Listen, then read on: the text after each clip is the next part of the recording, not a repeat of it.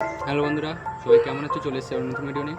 আমি Prabir gardener, Prabir YouTube চ্যানেলের সবাই স্বাগতম। তো আজকের ব্যাপারটা হচ্ছে আম গাছের পরিচর্যা নিয়ে কথা বলবো। আম গাছে যখন গুটি সেট হয়ে যাবে মটরদানার মতন, তখন আমরা যে এক্সট্রা যেই মুকুলগুলো শুকিয়ে যাবে সেগুলো ফার্স্ট ফেলে দেবো, কারণ এটাতেই মেন আমাদের ফাঙ্গাস আর পোকার আক্রমণ হয়। এটাতে হচ্ছে মাকড়সা মানে বাসা বাঁধবে, আর এই মুকুলের বা এই গুটির সাইড থেকে রস চুষে গুটিগুলো ঝরিয়ে দেবে। তো এর জন্য প্রাথমিক অবস্থায় আমরা যেমন একটা ফিজিয়ার স্প্রে করবো যাতে না গুটিটা আমাদের ঝরে পড়ে। তার জন্য প্যানোফ্লিক্সটা বেস্ট। ওটার মধ্যে যে অ্যাসিডটা আছে সেটা আমাদের গুটি ঝরা রোধ করে।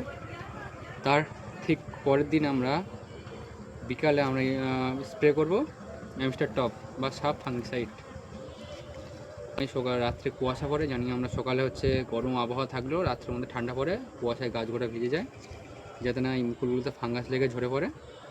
তার জন্য আমরা একবার স্প্রে করবো ফ্যানোফ্লিক্সের পরে কী স্প্রে করবো, যেমন একটা ফাঙ্গিসাইড। তার এক সপ্তাহ পরে আবার রিপিট স্প্রে করবো, যেটা আমাদের হাতে তার যে ফাঙ্গিসাইড থাকবে সেটাই।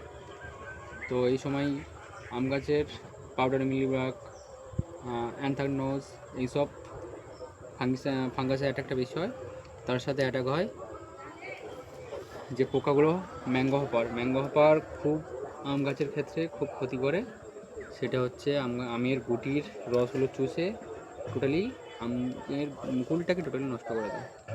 তো এই গুটিগুলো যখন এই সাইজে হবে, কিছু মাইক্রোনিউট্রিয়েন্ট স্প্রে করতে হবে। তার মধ্যে একটা স্প্রে করব আমি ন্যানো ইউরিয়া, সেটা আমি দেখাচ্ছি লিটারে কত গ্রাম কত কি স্প্রে করতে হয়।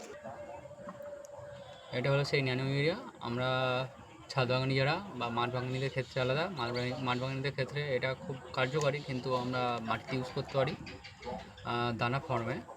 আর আমরা যেহেতু টবের ক্ষেত্রে এটাকে দানা ফর্মে ইউজ করতে পারি না, কারণ সীমিত মাটি থাকে, তো এটা নাইট্রোজেনের পরিমাণটা প্রচুর থাকে আর মাটিতে লবণাক্ত করে দেয়। তো তার জন্য আমরা এটাকে লিকুইড ফর্মে স্প্রে করব লিটারে 1 ml।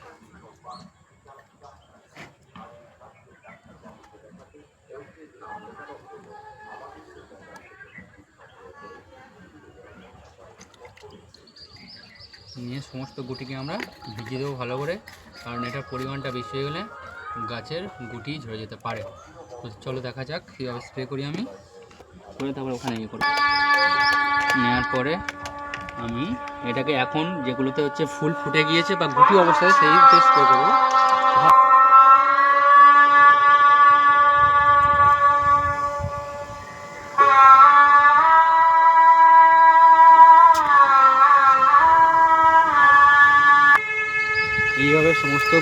এইভাবে সমস্ত গুটিকে আমরা স্প্রে করে দেবো। ঠিক এক সপ্তাহ পরে আবার স্প্রে করবো।